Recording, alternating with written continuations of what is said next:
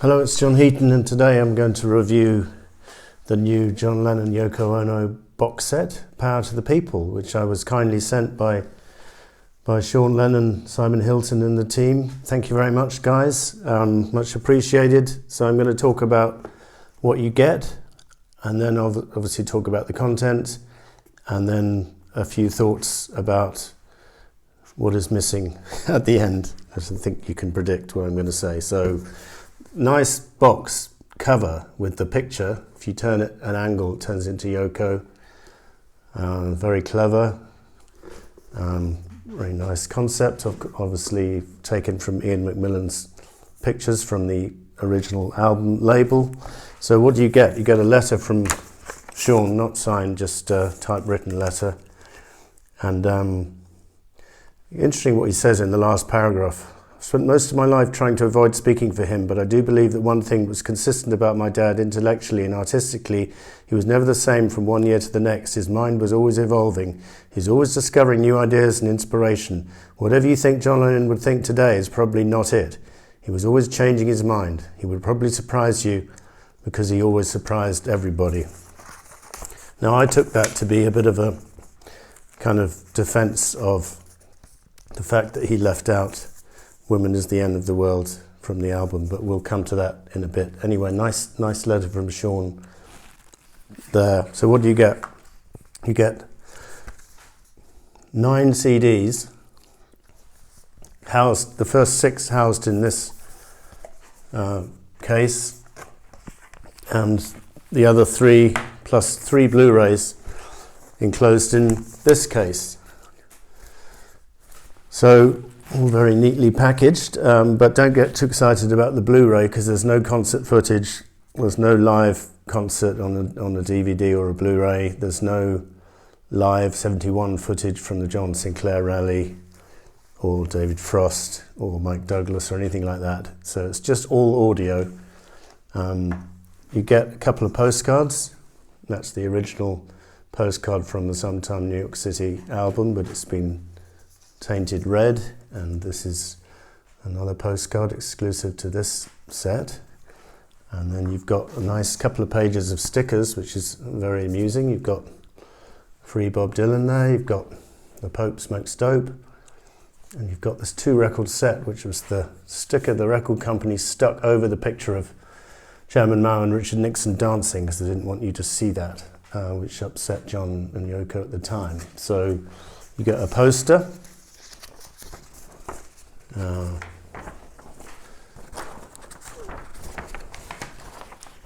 Nice poster there, slightly out of date photo because that photo is taken from 71, but it goes with the Power to the People concept. This whole box set is called Power to the People, even though the song doesn't feature in the concert other than the short intro at the beginning.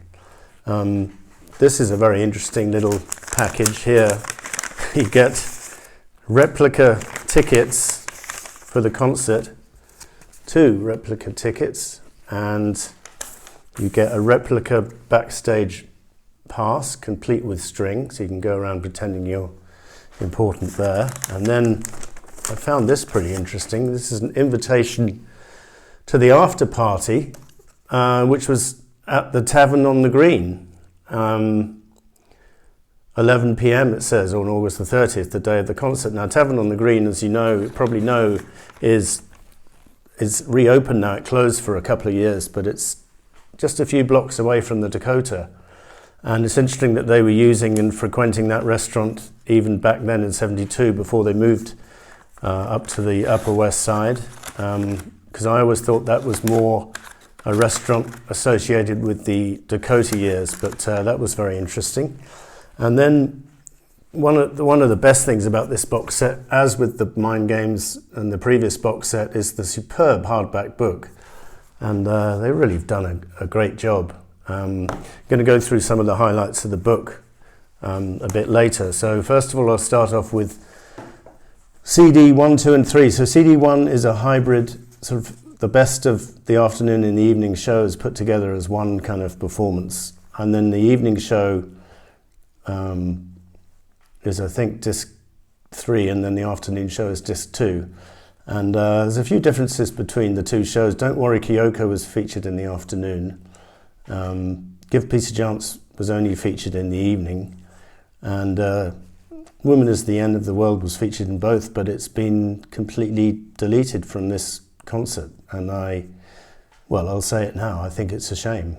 And I know there's controversy around the N-word, but I think in the context of this song, it was an important feminist song of the time. Maybe John wouldn't write a song like that now if he was alive today. But I think to airbrush it out from history, which is kind of what they've done on this box set, is a shame, and I think it's a misjudgment. You guys might disagree or agree. I'm not as upset about it as I was when I heard the news initially, but I still think it's an opportunity wasted, because the New York City album, well, for a start, it's been named New York City, renamed New York City instead of Sometime in New York City, and they've changed the track order, well, in terms of going through the songs, and Woman is the End is literally nowhere to be seen. Anyway, back to the concert. The good thing about this concert is, apart from that missing track, and also Sisters of Sisters is missing for mysterious reasons, it does include the whole concert, including Yoko's songs, We're All Water, Move On Fast, Open Your Box, and Born in a Prison. Don't Worry Yoko, which were missing from the 1986 issue, where Yoko just felt she should just release the John Lennon material. But now it's good to hear Yoko's stuff, and I was listening to it loud, and my son kept on coming in and saying this is terrible, so I had to wait till he left the house to play it some of the time. But I enjoyed Move On Fast. I think Elephant's Memory really rock on this record. I enjoyed We're All Water, I enjoyed Open Your Box, and I enjoyed Yoko's performance. Born in a Prison is very nicely sung live, as it is on the album. And so yeah, I haven't listened to the hybrid sort of best version from each of the show discs yet, but so those are the first three discs. Disc 4 is the Sometime New York City Ultimate Mixes, every song mixed newly apart from Woman is the End of the World.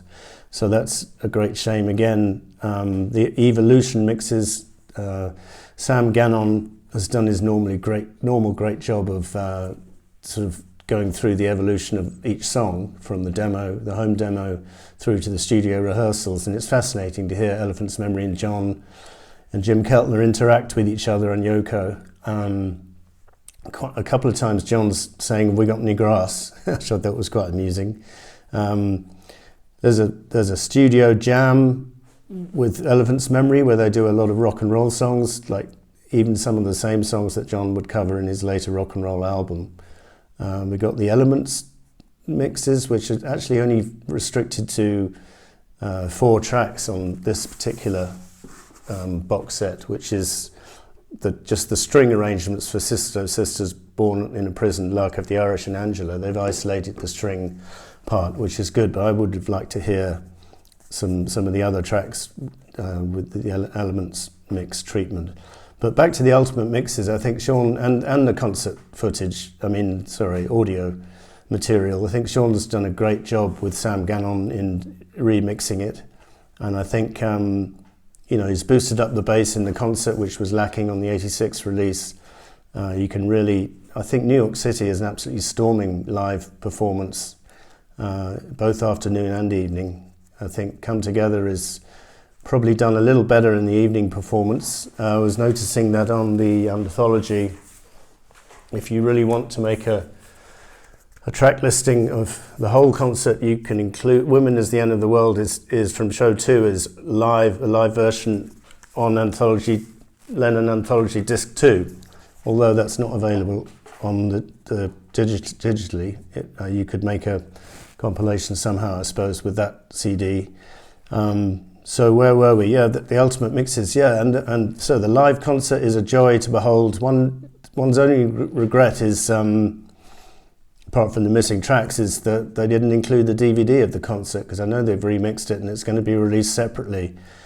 And I would have thought that if you're forking out the money for this box set, you would deserve to have the concert of the film of the concert, and also maybe the one-to-one recent documentary which was shown in cinemas a few months ago. So I think that was a bit unfortunate. I will probably get the concert separately when it comes out because it is going to be so iconic to have. But again, presumably it's going to be missing Woman is the End of the World, which is a shame. But we can't do, and I don't know who to hold accountable for that, whether it's Sean or Universal or I don't know. But I think it's a shame whoever's responsible, and I think I hold them all of them responsible, really. But anyway, a lot of good work being put into this box set, and thank you very much for sending it to me, Simon and the team. Absolutely superb attention to detail as there was on the Imagine box set, and the Mind Games box set, and the Plastic Ono Band box set. So yeah, I really enjoyed listening to the Ultimate Mixes. It's probably my most played disc. I've only had this set for a week, and the Evolution mixes, I'll go back to them very often. The Studio Jam maybe less so, and there's a whole disc of Home Jam, which is mainly just fooling around on an acoustic, which is quite interesting, but I don't suppose I'm going to be playing that too often. We've got, what else have we got? We've got the December 1971 audio performances of John Sinclair, Luck of the Irish. We've got Now or Never, produced, on the early in 72, I think it was, and Imagine, a couple of performances of Imagine. So it's nice to have, but again, I would have preferred to have the concert footage of all that. But the book, well, let me now tell you about the book, because it really is amazing, and some of the highlights. Well, we got a letter from Bob Dylan, handwritten letter saying justice for John and Yoko, saying keep him in the country, hooray for John and Yoko, let them stay and live here and breathe the country. Country's got plenty of room and space, let John and Yoko stay, ! So that was nice. And apparently he's on record at the time as saying he liked the song Luck of the Irish. Now there's a good interview with Jim Keltner here, where he fascinatingly, and I'd never heard this before, says, after Double Fantasy, we got a letter, the three of us, Klaus, myself and Jesse, got the same mimeographed letter saying that he couldn't wait to get back, we're going to rock. And you can imagine what that did to us. So he was actually contacted, along with Jesse Ed Davis and Klaus Voormann, to be part of the upcoming 81 tour, and I'd never heard of that before, so that was interesting. This is some of the artwork for the songbook, which I think didn't feature any of the Yoko tracks, just the John tracks for some reason. But again, Women is the End has been airbrushed out of the contents there, if you notice. But I thought that was interesting artwork. We've got a very interesting couple of notes scribbled to Paul and Linda from John, basically saying, right on, brother and sister, now what do we do with the Luck of the Irish and Sunday Bloody Sunday, because Paul had just released a single, Give Ireland Back to the Irish. Would you do a Madison Square Garden with Wings and Plastic Ono Band and Stones? We've already talked to Mick. Also in 3 weeks actually go to Ireland. Let's forget our past and save some people. Good luck. Anyway, we're proud of you. Love, Sonny and Cher Lennon. Oh, Lennon, they've signed themselves.